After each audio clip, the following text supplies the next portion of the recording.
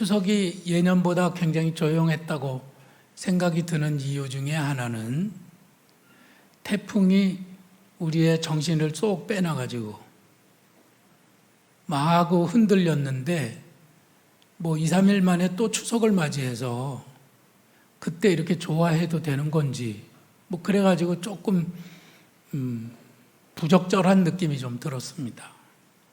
뿐만 아니라 이번 추석은 예년보다 거의 한 달 뒤나 빠르게 왔어요.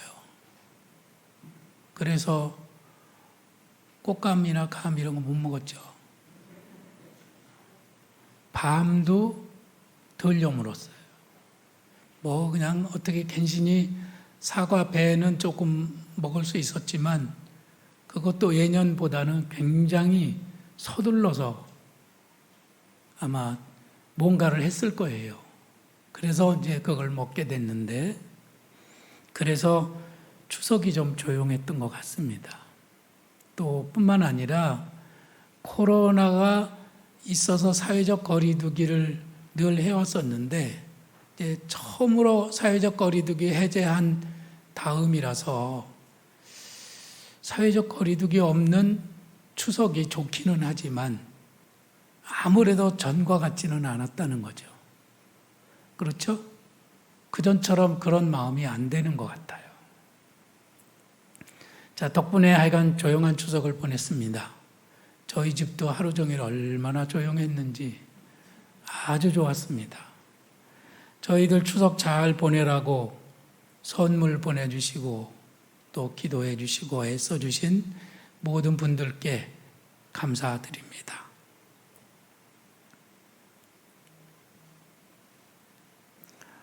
허브 윌러라고 하는 사람이 신앙인의 불신앙이라는 책을 썼습니다. 여기에 나오는 이야기 중에 어느 한적하고 아주 편안한 시골 마을에 야단이 났다고 합니다. 왜냐하면 이 마을에 나이트 클럽이 들어섰기 때문이에요.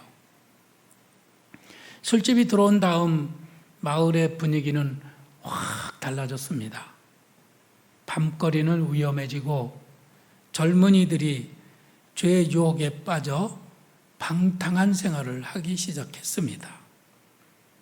마침 술집 바로 옆에 있는 교회에서는 그런 상황을 그냥 두고 볼 수가 없다고 생각을 했기 때문에 하나님 앞에 철야하면서 기도를 드렸습니다. 하나님, 저 술집이 문을 닫게 해 주시옵소서. 우리 마을 분위기가 완전히 달라졌습니다. 예수님, 저 술집이 불이 나게라도 해서 문을 닫게 해 주시옵소서. 아마 그들이 기도하는 소리가 옆집에도 들렸던 모양이에요. 얼마 지나지 않아서 정말 그 술집에 불이 나서 술집이 문을 닫게 됐습니다. 그런데 그 술집 주인이 고소를 했어요. 그래서 재판을 하게 됐는데 술집 주인이 이렇게 말을 합니다. 교회가 기도를 해가지고 우리 술집이 불이 났습니다. 그러니 이 손에 난 것을 교회가 물어줘야 합니다. 이렇게 주장을 했습니다. 여러분, 기도해서 술집이 불난 걸까요? 빨리 대답해 보세요. 그러니까 피고로 그 교회 목사님이 거기 가서 이제 앉아 있으면서 또 답변을 해야 됩니다. 이렇게 말했습니다. 아니, 기도한다고 술집이 불납니까? 이렇게 말을 했습니다. 판사가 이렇게 말했죠. 여러분, 불이 난 원인을 제가 판단할 수는 없습니다. 그러나 재미있는 사실은 나이트클럽 측은 기도의 능력을 믿고 있고 교회는 믿지 않으니 내가 보기에는 나이트클럽 쪽이 믿음이 훨씬 더 좋은 것 같습니다. 이렇게 말을 했습니다. 여러분 같으면은 맞습니다. 우리가 기도해서 그 집이 불탔습니다. 이렇게 할 수 있어요? 물어줘야 되는데. 자, 이런 비슷한 상황이 신약 성경 속에서도 나옵니다.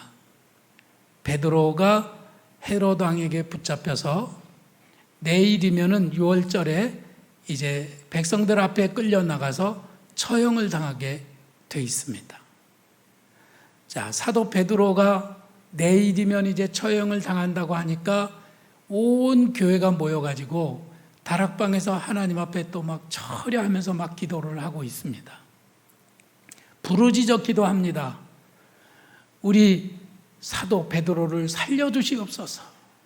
감옥 문을 열어주시옵소서. 주님 꼭 구원해 주시옵소서 하고 막 간절히 기도를 했어요. 그런데 바깥에서 막 한밤중인데 문이 쿵쿵쿵쿵쿵 두들립니다. 누군가를 막 불러요. 아니 몰래 지금 숨어서 기도하고 있는데 밤중에 기도하고 있는 그 자리에 찾아왔으니까 막 얼마나 떨려. 야야, 순사가 왔나 보다. 그래가지고 조심스럽게 가만히 있으면서 이제 여자아이 하나를 내보냈습니다. 여자아이가 가만히 들어보니까 이 베드로 목소리예요. 그 문을 확 열었더니 정말 베드로가 문 앞에 딱 서 있는 거예요. 너무 놀래가지고 문을 쾅 닫고 도로 가가지고 저기 지금 바깥에 사도 베드로가 와 있습니다. 이렇게 얘기를 한 거죠. 그러니까는 거기 있던 사람들이 뭐라 그런 줄 알아요? 너 미쳤니? 지금 베드로가 어떻게 여기로 오니? 거긴 가로 열고 아니 우리가 기도한다고 이렇게 빨리 응답될 수가 있는 거니? 가로 닫고. 그래서 믿지를 않는 거예요. 그러니까 그 여자아이가 또 말을 합니다. 아니야 진짜 왔다고 진짜라고. 그러니까는 거기 있던 사람들이 정 그렇다면 아마 베드로의 천사가 온 모양이다. 베드로는 또 계속 문을 두드렸습니다. 결국 이제 문을 열어줬더니 진짜 베드로가 온 거예요. 거기 있는 사람들이 다 놀랬습니다. 아니 기도한다고 진짜 감옥 문을 열어주신 거예요? 쇠고랑을 풀어주신 거예요? 그들이 그래서 깜짝 놀랐어요. 저는 이 예화를 두 개를 여러분에게 들려주시면서 그들은 믿지 않았어요. 기도하면서도 그 기도가 진짜로 응답될 거라고는 그렇게 기대하지 않았습니다. 그런데 놀랍게도 그 기도가 응답됐어요. 예수님께서는 너희가 믿고 구하며 받은 줄로 믿으면 다 이루리라. 그 기도 응답의 조건이 받은 줄로 믿고 기도하라는 거였어요. 그런데 요즘에 하나님은 조금 달라지셨은 것 같아요. 뭐냐면은 믿지 못하고 기도하더라도 하나님은 마구 응답해 주시는 거죠. 얼마나 사람들이 기도를 안 하는지 그냥 기도만 해봐. 그냥 믿든지 안 믿든지 다 들어줄게. 기도 응답의 박앤세일입니다. 이 시대에 지금 우리가 살고 있는 거예요. 그 엄청난 은혜가 지금 우리 앞에 있는 것입니다. 그럼 우리 박앤세일 할 때 필요 없는 물건도 하나 사는데 이 기도 응답의 박앤세일에 여러분들이 한번 기도 좀 해보지 않으시겠어요? 그래도 못합니까? 하여간 이런 놀라운 그 기도 응답의 시대에 우리가 살고 있어요. 여러분들 모두가 다 기도하고 응답받아서 하나님의 복을 누리는 그런 성도들이 되기를 간절히 바랍니다. 이 삶의 어려운 문제들을 여러 가지를 가지고 있으면서도 끝까지 기도의 자리에는 절대로 안 나가. 집에서 기도하는지는 모르겠어요. 그런데 하나님의 이름을 진실로 간절히 부르짖지 않아요. 그것이 오늘의 세대라고 하는 것이죠. 오늘 우리가 읽은 성경 말씀은 사무엘의 이야기입니다. 저 사람 사무엘이라잖아요. 우리들이 택시 기사들이 저 사진 많이 갖고 다니고 집집마다 가보면은 저 사진이 걸려있는 집들이 꽤 있습니다. 이 사람은 사무엘이라는 사람이고 이 사람은 기도의 사람입니다. 사무엘이 살던 시대는 사사시대였어요. 사사시대는 어떤 시대였느냐면은 다 제가끔 알아서 살던 시대였습니다. 그 시대를 특징적으로 얘기를 각각 자기 소견에 좋은 대로 살았더라. 그렇게 표현하고 있어요. 여러 군데에서 각각 자기 소견에 좋은 대로 살았다고 그렇게 말합니다. 그러니까 그들은 하나로 모여가지고 힘을 합해서 뭘 하거나 그걸 잘 못해요. 그런데 만일에 블레셋 사람들이 쳐들어오거나 미디안 사람들이 쳐들어오거나 암몬 사람들이 쳐들어오면 그때는 이제 할 수 없이 싸워야 됩니다. 싸우면 이제 백성의 지도자 사사가 나팔을 힘차게 불러요. 모여라! 그리고 나팔을 불고 사람들을 막 이리저리 다 보내면은 사람들이 밭에서 일을 하다가 반바지 차림으로 스레파 끌고 이제 몽둥이와 돌멩이를 들고 쭉 모여들었습니다. 누구야? 누구? 어디야? 어디? 그래가지고 다 모여왔는데 손에 몽둥이 하나씩 들고 짱돌 하나씩 들고 모이는 거예요. 적군은요? 적군은 갑옷을 입고 투구를 쓰고 손에 창과 칼을 잡은 정식 군대였습니다. 그런 싸움을 할 때면은요, 이스라엘 군대는 아주 쪽팔리고 정말 하나님의 백성으로서의 쫀심이 상하는 그런 경우를 계속 경험하게 됩니다. 싸움은 이겼을까요? 졌을까요? 질 때가 많았죠. 그러나 이 백성들은 망하지 않았어요. 왜냐하면 끝까지 하나님이 그들을 책임져 주시고 하나님께서 친히 다스리셨기 때문입니다. 사사시대를 특징 짓는 것은 뭐냐면 자기 소견에 좋은 대로 그렇게 살았지만 하나님께서 친히 그들을 지켜주셨기 때문에 그들은 계속 그 나라를 삶을 유지하면서 그럭저럭 살아왔었어요. 이제 그들이 선지자 사무엘에게 찾아와서 이제 이렇게 얘기를 합니다. 자, 우리를 위해서 왕을 세워주십시오. 우리가 언제까지 저 사람들에게 이렇게 당하고 살아야 되겠습니까? 우리도 군대를 세우고 군복을 입히고 그리고 우리에게도 왕이 있어서 우리들을 훈련시키고 그래서 싸움에 나갈 때 딱 줄 맞춰서 창칼을 딱 내딛고 이렇게 싸우면 얼마나 멋져요. 그렇게 하고 싶은 거예요. 그러니까 선지자가 이렇게 말했죠. 너희들이 그러면 하나님이 섭섭하시다. 지금까지 하나님이 친히 너희들을 다스리시고 너희들을 여기까지 책임져 주셨는데 이제 하나님 싫으니 우리들 알아서 우리를 지키겠습니다. 이런 거니 하나님이 얼마나 실망하시겠냐. 그런 거죠. 그래도 백성들은 막 왕을 세워달라고 막 계속 탄원을 했습니다. 그래서 하나님께서 왕 세워라. 그래서 이제 백성 중에서 한 사람 사울을 택해서 이스라엘의 첫 번째 왕을 세운 겁니다. 그러니까 선지자 사무엘은 사사시대에서 왕이 다스리는 왕정시대로 넘어가는 그 길목에서 나라를 새롭게 한 선지자지요. 자, 그는 이제 나이가 많아서 이제 은퇴를 할 때가 된 거예요. 자, 왕을 세웠으니 젊은 왕이 나라를 잘 다스리도록 자기는 뒤에서 물러나야 하는 것이죠. 선지자 사무엘이 은퇴를 하는 자리입니다. 거기에서 선지자 사무엘이 백성들에게 지금 은퇴식을 하면서 은퇴사를 하고 있어요. 그때 뭐라고 말을 했느냐면 나는 너희를 위하여 기도하기를 쉬는 죄를 범하지 않겠다. 이렇게 선언을 하는 거예요. 은퇴하면 그냥 슬그머니 뒤로 물러나서 잘해봐. 난 이제 뒤로 물러가서 쉴 테니까.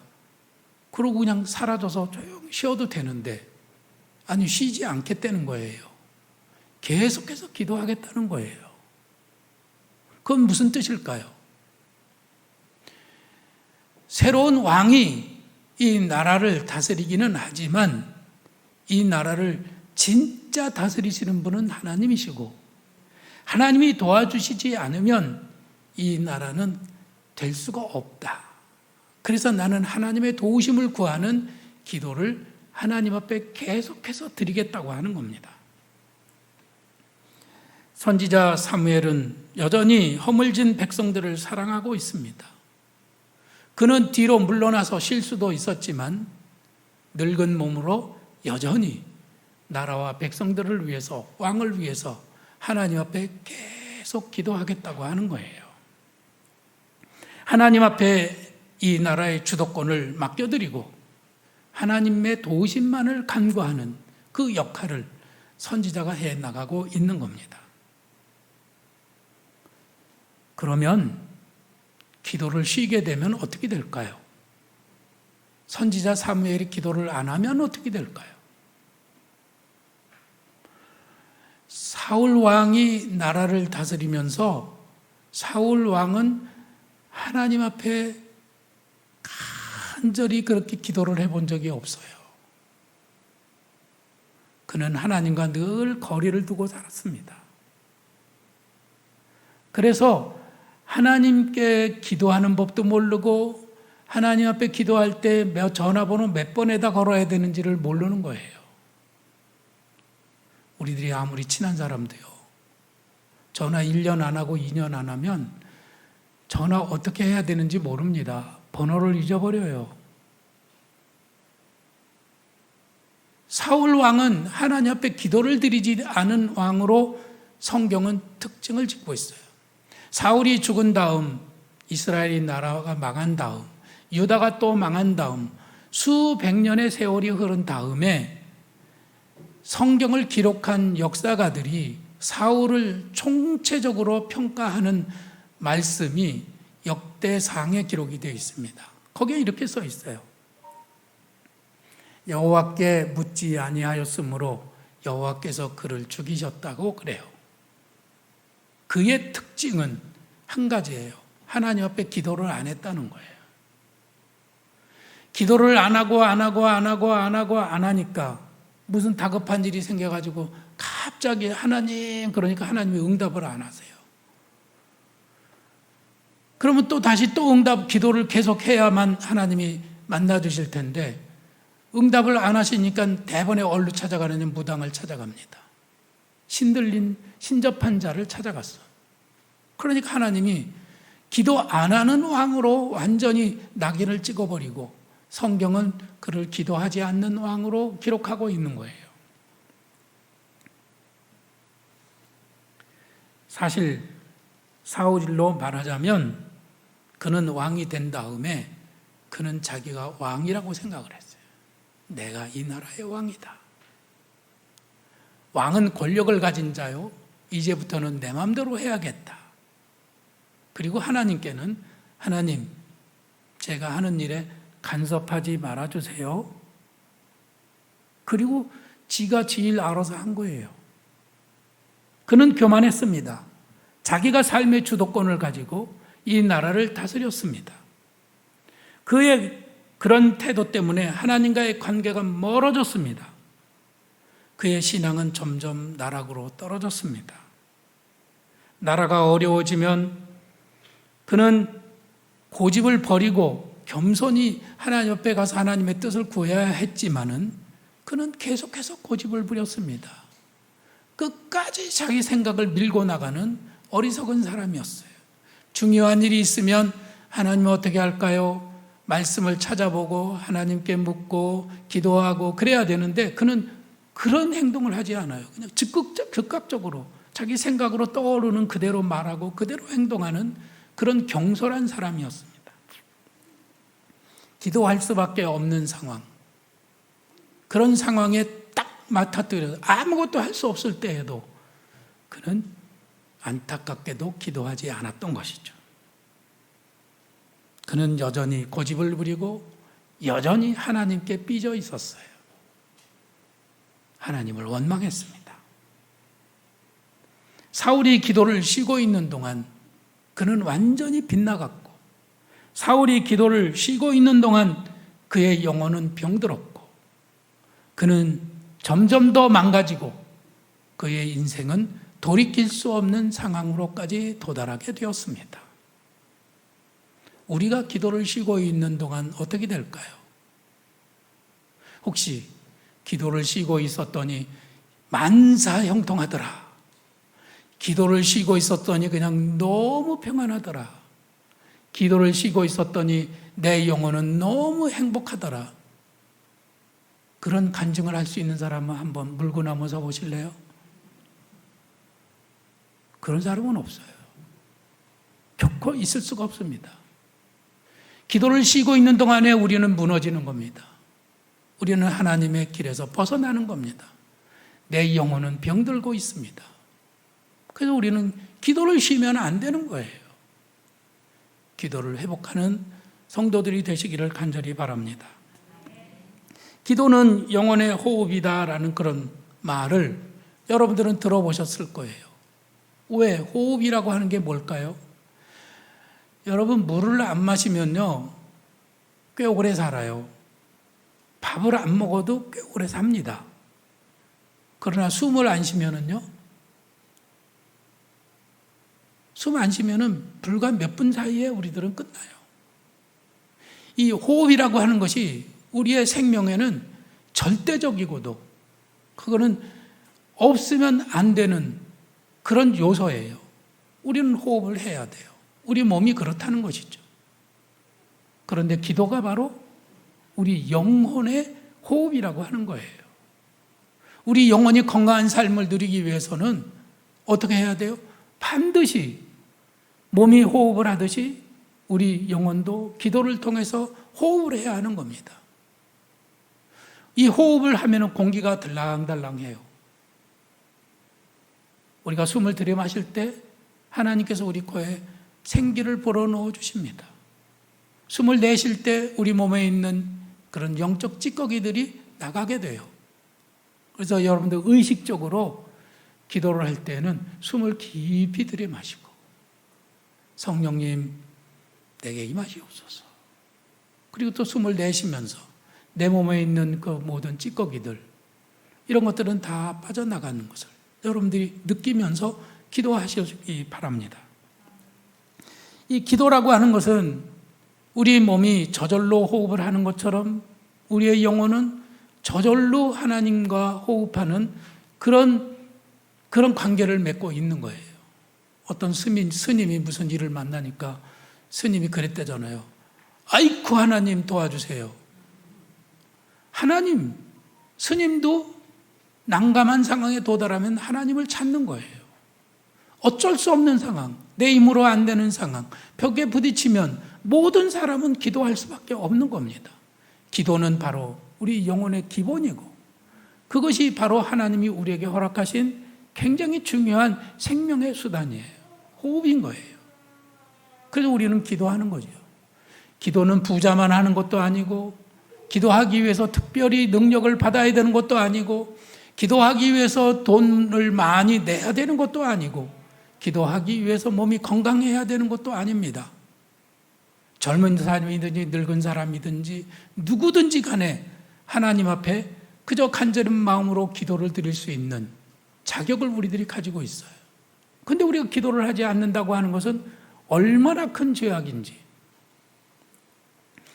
내가 만일에 대통령을 만났다고 합시다. 대통령이 나에게 명함을 주면서 거기에 자기 핸드폰 전화번호가 있는 직통 전화번호가 적혀있는 명함을 주면서 목사님 필요하면 언제든지 전화하십시오. 제가 도와드리겠습니다. 이렇게 말했다고 합시다. 그러면 제가 그 명함을 어떻게 하겠어요? 아주 잘 간직을 하겠죠. 그렇죠? 그랬다가 무슨 일이 생기면 이제 대통령에게 전화를 하겠죠. 근데 만일에 내가 전화를 하지도 않을 뿐만 아니라 대통령이 보는 앞에서 그 명함을 쫙쫙 찢어버리면서 당신 도움 필요 없어. 난 내 일은 내가 알아서 할 거야. 그렇다면은 이거는 대통령을 모독하는 거죠. 하나님께서 예수님을 통하여 우리에게 하신 말씀이 뭐냐면 필요하면 언제든지 기도해라. 내가 너를 도와주리라 말씀하셨어요. 구하라 주실 것이요 찾으라 찾아질 것이요 문을 두드리라 그러면 열릴 것이라. 너희가 무엇이든지 내 이름으로 기도하면 하늘에 계신 아버지께서 다 이루리라. 우리 주님은 우리에게 기도를 허락하시고 기도의 자격을 부여하시고 기도하면 다 들어주신다고 말씀하신 거예요. 우리는 안 해요. 그 말씀이 들어있는 명함을 쫙쫙쫙쫙 찢어버리고 그저 끝까지 내 마음대로 살아가고 있는 우리들의 모습인 것입니다. 지난 주일날 건축위원회를 하는데 회의가 끝난 다음에 우리들이 가지고 있는 이런저런 문제들 때문에 마음이 무거웠습니다. 그런데 장로님 한 분이 말씀하셨어요. 우리가 이럴 때 릴레이 기도라도 해야 되는 거 아닙니까? 건축위원들이 하나님 앞에 릴레이 기도라도 해야 되는 거 아닙니까? 그래서 저는 그 말씀을 듣고 너무 기뻤어요. 이 상황을 아주 정확하게 보는 그런 인식을 갖고 있었기 때문이에요. 한 사람 쪽은 뭐라고 판단을 하느냐면 돈이 문제다. 돈만 있으면 다 된다고 생각을 하는 사람이 있어요. 건축위원들 중에서도 그런 생각을 가진 분들이 있겠죠. 그러나 진실된 그리스도인, 하나님 살아계심을 분명히 믿고 우리가 기도하면 하나님이 들어주신다고 하는 것을 분명히 믿는 사람은 무슨 생각을 하냐면 이거는 영적인 문제다. 우리가 하나님 앞에 기도하면 하나님은 우리를 들어주실 것이다 라고 하는 그런 믿음을 가진 것이죠. 정말로 중요한 것은 돈보다 기도입니다. 돈 100만 원보다 기도 1시간이 훨씬 소중해요. 저는 여러분들에게 헌금 좀 하십시오. 100만 원 내세요. 1000만 원 내세요. 그렇게 얘기해 본 적이 없어요. 재작년에 100만 원씩 내라고 한번 부탁을 했었죠. 돈보다 기도예요. 여러분들이 돈이 없어도 하나님 앞에 기도할 수 있습니다. 하나님은 여러분들의 기도 1시간을 돈 100만 원, 1000만 원 헌금하는 것보다 더 소중하게 받으시는 겁니다. 왜 하나님은 우리가 기도하지 않으면 이 일을 이루지 않으시고 기도를 통해서만 이 일을 이루어 가실까요? 그것은 다른 게 아니에요. 교회 건축이라고 하는 그 당근을 통해서 우리를 하나님의 사람, 기도의 사람으로 훈련시키시고 만들어가고 계시는 겁니다. 교회 건축, 교회 건물이라고 하는 것은 100년, 200년, 1000년 못 갑니다. 몇십 년 지나면 헐어버리고 또 다시 지어야 되는 거예요. 그건 그렇게 대단한 것도 아니고 그것은 그렇게 영원한 것이 되지 못해요. 그러면 뭐가 중요하냐?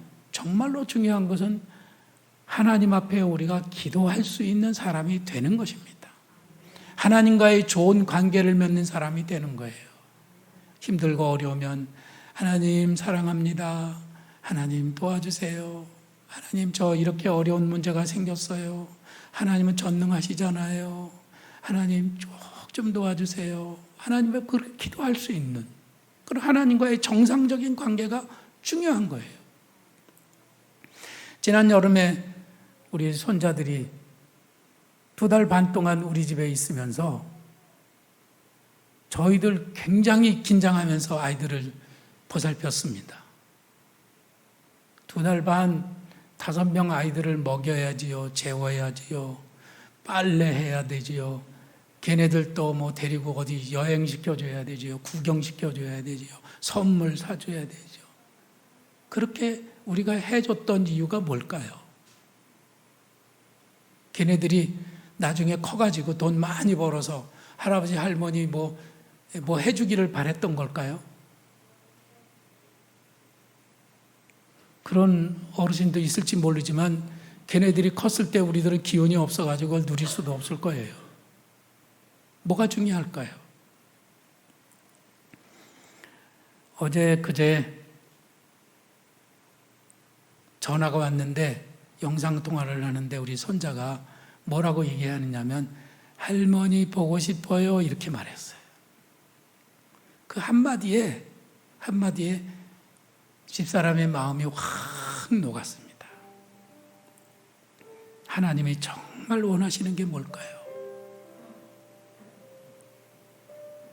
지금 우리들에게 원하시는 것이 뭘까요? 명함을 주시면서 필요하면 언제든지 전화해, 내가 도와줄게, 그러시는 이유가 뭘까요? 그것은 우리들을 통해서 하나님과 친밀한 관계를 유지하고 하나님, 그분이 우리를 사랑하시면서 그분이, 우리가 하나님 앞에 아멘으로 응답해 드리면 하나님이 기뻐하시고 행복하시고 싶은 거예요.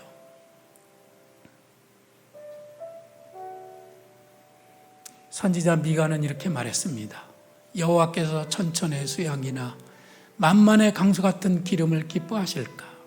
내 허물을 위하여 내 맏아들을, 내 영혼의 죄를 위하여 내 몸에 열매를 드릴까? 아니, 맏아들을 불태워드리고 내 자식을 하나님 앞에 제물로 바치는 것, 그것보다도 천천의 수양이나 만만의 강수 같은 짐승의 기름을 하나님 앞에 바치는 그것보다도 하나님이 정말로 기뻐하시는 것은 힘들고 어려울 때, 아니 평상시에 하나님 앞에 나와서 하나님 사랑합니다, 하나님 저 좀 도와주세요, 이렇게 기도하는 한 사람을 하나님 지금도 찾고 계시는 거예요. 새벽에 나와서 1시간 기도하면 100만 원 헌금으로 쳐주겠다. 수요일 날 저녁에 1시간 예배드리면 그것도 100만 원 정도로 쳐주겠다. 중보기도 1시간 나와서 하나님 앞에 기도하면 그거 하나님 앞에 100만 원 헌금한 걸로 쳐주겠다. 성경 1시간 하나님 앞에 읽어드리면 그것도 100만 원으로 쳐주겠다. 돈이 없으면 기도하고, 돈이 없으면 예배드리고, 돈이 없으면 하나님의 말씀 읽고, 돈이 없으면 하나님 앞에 나와서 하나님 사랑합니다, 그 한마디 하면 그것이 헌금이고, 그것이 바로 하나님을 사랑하는 길이에요. 그것이 하나님이 기뻐하시는 길입니다.